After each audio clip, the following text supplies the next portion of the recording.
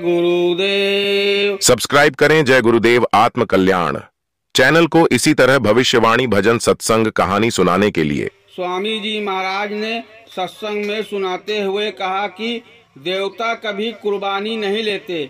जीव जंतुओं की हत्या करना या बलि चढ़ाने से देवता कभी खुश नहीं होते हैं, बल्कि नाराज होकर कुदरती आपदा, सूखा, बाढ़, ओला, अतिवृष्टि, तूफान, बिजली, भूस्खलन आदि से तबाही करके तमाम तरह की लाइलाज बीमारियां पैदा करके पापों की सजा दे देते हैं।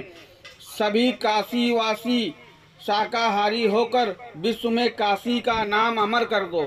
जब तक शाकाहारिता नहीं आएगी, देश में जानवरों का, गौ माता का कटना बंद नहीं होगा, तब तक तकलीफें जाने वाली नहीं हैं। कुछ लोग कहते हैं कि मैं तो मांस खरीद करके लाता हूँ, मैं हत्या नहीं करता हूँ, लेकिन जीव की हत्या करके मारने वाले, मांस निकालने वाले, लाने वाले, पकाने वाले, खिलाने वाले और खाने वाले सबको बराबर पाप लगता है। जो भी बुरे कर्म आपने जाने अनजाने में किए, अब मत करना। तौबा कर लो, कान पकड़ लो, प्रभु से माफ़ी मांग लो कि जो गलती हो गई आप माफ़ कर दीजिए। आपकी वजह से कोई भी जीव की हत्या नहीं होनी चाहिए। यह दुनिया मुसाफिर खाना, धर्मशाला है। यहाँ कितने लोग आए और चले गए। आप अपने बाप दादा के घर को अपना मान लेते हो, वह भी तो यही कहते कहते चले गए कि यह घर मेरा है, यह घर मेरा है। उनका नहीं हुआ तो आपका कैसे हो सकता है। भजन करने लग जाओ तो वक्त गुरु की पहचान हो जाए, फिर देखोगे सृष्टि, संसार और आपका घर वहीं चला रहे हैं। महाभारत का युद्ध जब समाप्त हो गया, युधिष्ठिर की विजय हुई, तो उन्होंने अश्वमेध यज्ञ रचाया। कृष्ण भगवान ने कहा कि यज्ञ तभी संपूर्ण होगा जब आकाश में घंटा बजेगा। विधिवत तैयारियां की गईं, सभी लोगों ने भोजन किया, साधु महात्माओं ने भी खाना खाया, किंतु घंटा नहीं बजा। पांडवों ने कृष्ण भगवान से प्रार्थना किया तो उन्होंने भी भोजन किया, फिर भी आकाश में घंटा नहीं बजा। सब लोग चिंतित हुए कि अब क्या किया जाए। कृष्ण ने युधिष्ठिर से कहा कि सपुच नाम के एक नीची जाति के महात्मा हैं, उन्हें आमंत्रित नहीं किया गया, उन्हें भोजन कराओ तब घंटा बजेगा। युधिष्ठिर राजा थे और विचार होने लगा कि भंगी को बुलाने कौन जाएगा। अतः भीम गए और अहंकार भरे शब्दों में कहा कि महाराज, युधिष्ठिर ने भोजन के लिए बुलाया है। सपुच महाराज बैठे थे, उन्होंने कहा कि थोड़ी देर बैठ जाइए, जरा सुमिरन कर लूं और साथ में प्रार्थना कर लिया कि मेरी सुमिरनी माला खूंटी पर टंगी उसे मुझे दे दे। समस्या थी कि राज घराने के भीम भंगी की माला को स्पर्श कैसे करें। आमंत्रित करने गए थे तो थोड़ी बहुत बात तो मानी ही थी। हाथ से न छूकर अपनी गदा से माला को उतारने लगे। माला टस से मस नहीं हुई। उन्होंने जोर लगाया, फिर भी वे बेअसर। सपुच महाराज दूसरी तरफ मुंह किए बैठे थे। भीम ने गुस्से में गदा का प्रहार किया, किंतु माला का कुछ न बिगड़ा, न उसका एक दाना इधर उधर हुआ।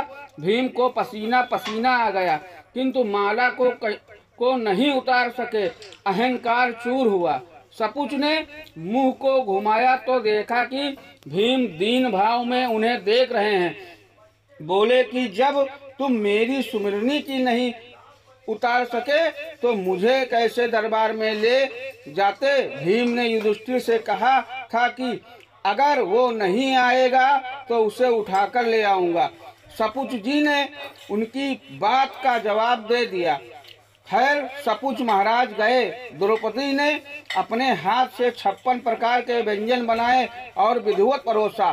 सपुच सभी चीजों को एक साथ मिलाकर खाने लगे। द्रौपदी ने देखा तो दुखी हुई और मन में सोचने लगी कि आखिर नीची जात का ही तो है, क्या जाने भोजन का स्वाद। सपूज महाराज भोजन करके चले गए, फिर भी घंटा नहीं बजा। कृष्ण भगवान अंतर्यामी थे। उन्होंने युधिष्ठिर से कहा कि संत का अपमान हुआ है। सपूज महाराज संत हैं, उनकी महिमा और शक्ति का ज्ञान मुझे भी नहीं है, उनसे माफी मांगनी पड़ेगी। युधिष्ठिर ने जानना चाहा कि क्या गलती हुई है, तो कृष्ण जी ने कहा कि द्रौपदी से पूछो। द्रौपदी जी ने सच सच बता दिया।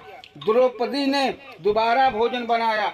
सपूज महाराज को सम्मान के साथ बुलाकर भोजन कराया गया। तब जाकर आकाश में घंटा बाजा और यज्ञ सफल हुआ। किया युधिष्ठिर यज्ञ, बटोरा सकल समाजा, मर्दा सबका मान, सपूज बिन घंट न बाजा। एक राजा को बहुत दिन बाद एक लड़की पैदा हुई। राजा ने पंडित को बुलाया और उसकी जन्मपत्री बनाने को कहा। पंडित के मन में आया कि ये लड़की बड़ी होगी तो मैं इससे शादी करूंगा। उसने राजा से कहा कि राजन, लड़की आपके राज्य के लिए अपशगुन है, आप इसका मुंह भी मत देखिएगा। अच्छा तो ये होगा कि आप किसी बक्से में बंद कर इसे नदी में बहा दीजिए। राजा ने वैसा ही किया। लड़की को राजा ने बक्से में बंद करके नदी में प्रवाहित करा दिया। नदी के दूसरे छोर पर एक साधु जी रहा करते थे। उन्होंने देखा कि एक बक्सा बहता आ रहा है, तो साधु जी ने अपने शिष्यों से कहकर उसे पानी से निकलवाया। जब खोला तो उसमें लड़की मिली। साधु ने लड़की को पाल लिया। पंडित ने भी पता लगा लिया कि लड़की साधु के आश्रम में पल रही है। उसने वहां आना जाना शुरू कर दिया। लड़की बड़ी हुई। साधु सोचने लगे कि इसके योग्य कोई लड़का मिले तो इसके शादी कर दी जाए। एक दिन एक राजकुमार शिकार खेलने जंगल में आया और रास्ता भटक कर साधु की कुटी में पहुंचा। वहां उस लड़की को देखकर वह मोहित हो गया। उसने साधु के सामने अपने विवाह का प्रस्ताव रखा। साधु ने राजा को संदेश भेजा। पंडित को जब यह मालूम हुआ तो वह साधु की कुटी की तरफ चला, क्योंकि वह खुद शादी करना चाहता था। वह कुटी पर पहुंचता कि उसके पहले ही एक रीछ ने उस पर हमला करके मार डाला। उधर राजकुमार के माता पिता आए और उस लड़की से राजकुमार की शादी कर दी और उसे लेकर अपने राज्य में चले गए। इस कहानी को सुनाते हुए स्वामी जी महाराज ने कहा कि जो भाग्य में होता है उसे कोई टाल नहीं सकता। बुरी भावना का फल कभी अच्छा नहीं होता। राजकुमारी तो महलों में चली गई क्योंकि उसकी जन्मपत्री में लिखा था, पर बेचारा पंडित अपनी दुर्भावना का शिकार हो गया और अपनी जिंदगी से हाथ धो बैठा। जय गुरुदेव।